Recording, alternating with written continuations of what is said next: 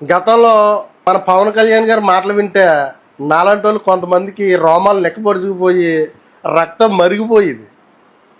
మన ఆంధ్రప్రదేశ్లో రాజకీయంగాను ఆర్థికంగాను అభివృద్ధిలోనూ సామాజిక న్యాయం జరగాలి. దానికోసమే నేను పార్టీ పెట్టాను.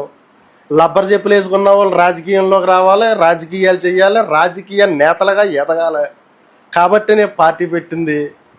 రాజకీయంగా వెనకబడిపోయినటువంటి కాపు, బీసీ, ఎస్సీ, ఎస్టీలంతా కూడా రాజ్యసభలకు వెళ్ళాలి, పార్లమెంట్లకు వెళ్ళాలి, అసెంబ్లీలకు వెళ్ళాలి, మీ గళాలు మీరే వినిపించుకోవాలి. దానికోసమే నేను పార్టీ పెట్టింది. సామాన్యుల పక్షాన నిలబడి కలబడి పోరాడడానికి నేను పార్టీ పెట్టాను.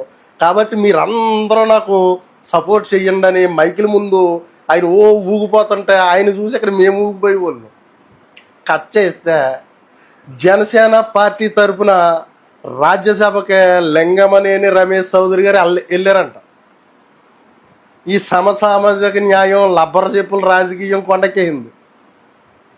పాపం ఈ జనసేన పార్టీ కోసం ఏళ్ల తరబడి కష్టపడుతూ కోట్లు తగలేసుకున్న వాళ్ళు ఉన్నారు. వాళ్ళు ఎవరు కూడా పవన్ కళ్యాణ్ గారికి కనిపించలేదు. సమసామాజిక న్యాయం ప్రకారం కాపులు, బీసీలు, ఎస్సీ, ఎస్టీల్లో అనేక మంది రాజకీయ మేధావులు ఉన్నారు. వాళ్ళు ఎవ్వరూ కూడా కనిపించలేదు ఆయనకి.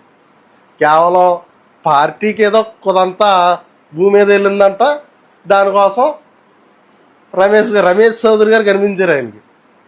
సమసామాజిక న్యాయం, లబ్బర్ చెప్పుల రాజకీయం ఇది ఎవరన్నా పాపం జన సైనికులు ప్రశ్నిస్తే నాగబాబు గారు నాయకుడు చెప్పింది ఏమనంట, లేకపోతే దొబ్బే అన్న పార్టీలు అని అంటున్నారు. పాపం జన సైనికులకి ముందు నెయ్య వెనకాల గొయ్యేలాగా ఉన్నా. ఈ మనోళ్ళు ఎవరన్నా పార్టీలో ఉంటే వాళ్ళందరికీ నేను చెప్పేదోటి, మీరు జెండాలు మోసినంత మాత్రాన పార్టీ మిమ్మల్ని గుర్తించదో. ఎంతో కొంత ఆర్థికంగా ఫండ్ ఇస్తే గుర్తొస్తుంది.